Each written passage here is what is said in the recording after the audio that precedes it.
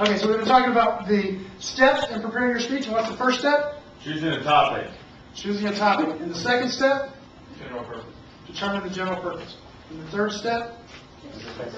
Your specific purpose. And what's your next step? Your central idea or thesis. And then? Organizing the body of your speech. So now we've done that. We've decided what our main points in our speech are going to be. How many main points do we have? Three main points. And next, we're ready to do what? The introduction and conclusion to your speech. So, let's say it is the day of your speech, and you're sitting quietly watching your classmates give their speeches, and you're next. It's your turn. So you get up from your desk, you walk up to the front, you have your note cards ready. Set your note cards down, take a look at it, a couple of deep breaths, get nice and relaxed, and you're ready to begin. And you say what? What's the first thing that should come out of your mouth? Hello? No, let's not say hello.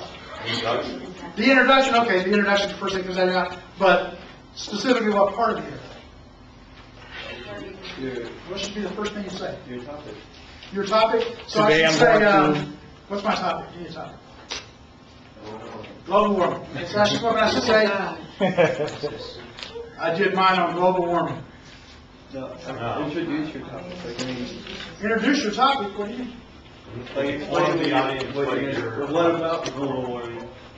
Well, what about it? Well, I don't know. What are you going to talk about? Introduce yourself. Well, we all know each other, right? So, now, there may be times when you need to introduce yourself. And so, that's a possibility.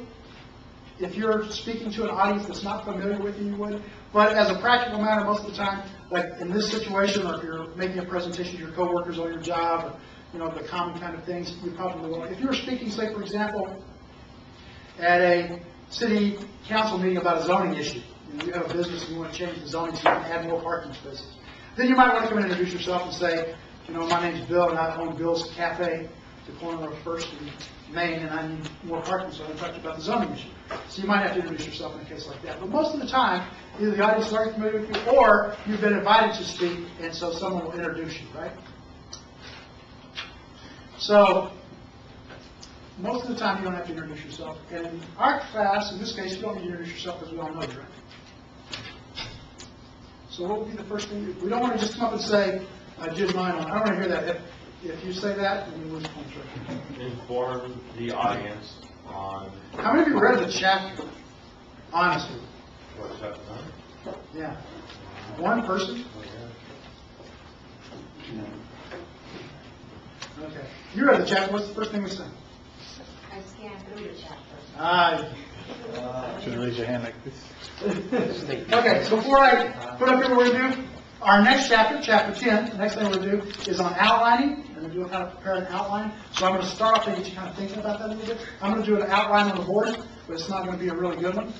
But it's going to kind of get you thinking about that. So in an outline, how do I indicate a major idea? Roman numeral. Or Roman numeral. One of the things I want to always do in my outline too is label all the parts. What are the three parts of the speech? Introduction, body, and conclusion. Introduction, body, conclusion. So I'm going to label the introduction first, and then I'm going to put a Roman numeral 1 to indicate the first thing I'm going to say. But nobody can tell me what it's supposed to be because nobody read the chapter.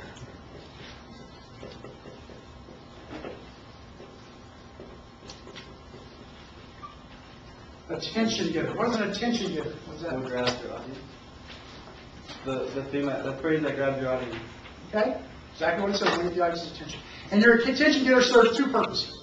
Two things I want to accomplish with my attention getter. The first one is obviously Get everybody focused on you. get everybody focused, get the audience's attention.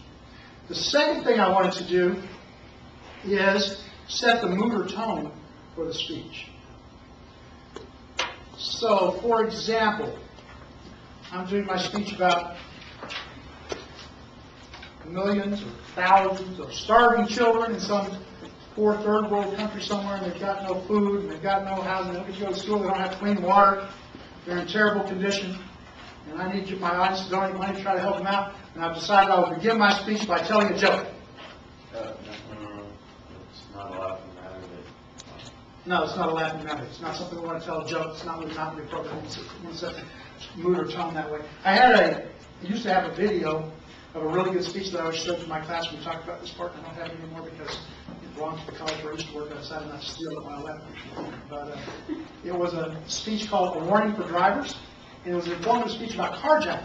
And I can't remember exactly what she said, but she begins her speech by saying something to the effect of, a quick trip to the grocery store was all Dorothy Lewis had in mind on that day, and she said whatever month and year it was. And then she goes on to tell a story about how this woman, Dorothy Lewis, was raped repeatedly, shot 5 times, and her 2 daughters, 3 years old and 5 years old, also murdered by 2 boys, one of them only 14 years old. And then she says, what was their motive? Dorothy's 1980-something Toyota. They call it carjacking. Okay, and that's how she begins her speech. So what kind of mood or tone did she set for the speech? serious. Very serious, right? And did she have the audience's attention after she told that story? Yes. By the way, she cited the Philadelphia Inquirer, I think it was the newspaper that she cited, where she got that story from. So what is she giving us already? The reference. A reference supporting material, right? Office number 3, it's supporting material. So she told that story, and that was her attention getter. So she didn't come up and say, I did mine on carjacking, in which case if I was grading your speech, I'd write no attention getter. And you might have the best attention getter I ever heard in my life right after that. But if you didn't say it first, this is not the first thing that comes out of here. So in other words, if I hear, okay, or I did mine on, or hello, good morning, my name is, any of those things I write down no attention to.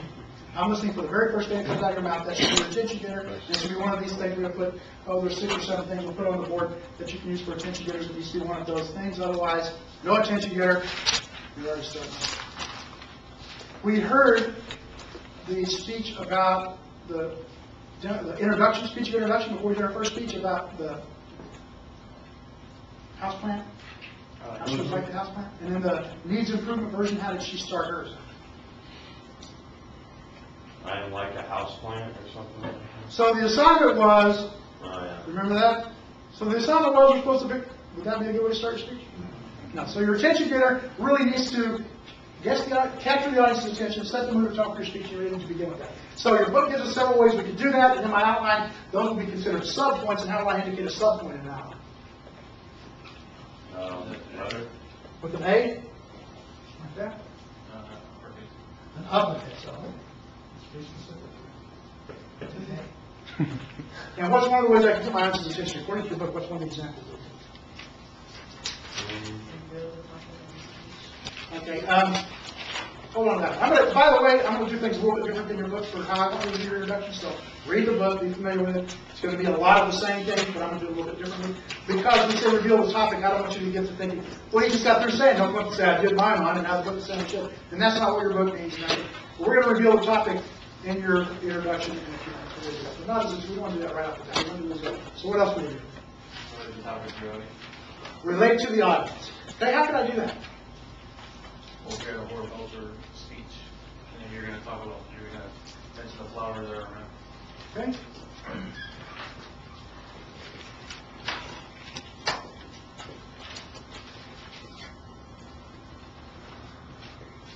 What's the very first thing that Martin Luther King says in Have a Drink speech? No, he doesn't have a drink like 2:30. What's the first thing he says? I've never heard it. So you're going to before this semester's over. Shoot, I'm not giving. I know, I'm embarrassed. I'll paraphrase a little because I can't remember, I can't quote exactly, but I'm honored to be here before you, although we remember as the greatest demonstration for freedom in the history of this country or something to that effect. So how's he relating to the audience there? Making everyone there feel important. That this is Okay. a historical moment. It's a historical moment. We're all here for the same reason, Mhm. and it's a big honor to be here with you, so you're relating to the audience. Now, depending on who you ask, different people say that's not really the attention getter of the speech, but the next line, we'll talk about that in a minute, but that's what we relate to the audience. And you always want to try to relate to your audience on some level anyway, at some point in your speech or your introduction especially. So, for example, if you're making a speech in Las Vegas, maybe you'll say something about gambling or something that relates to the audience. All those things, but only specifically that. What else could you do?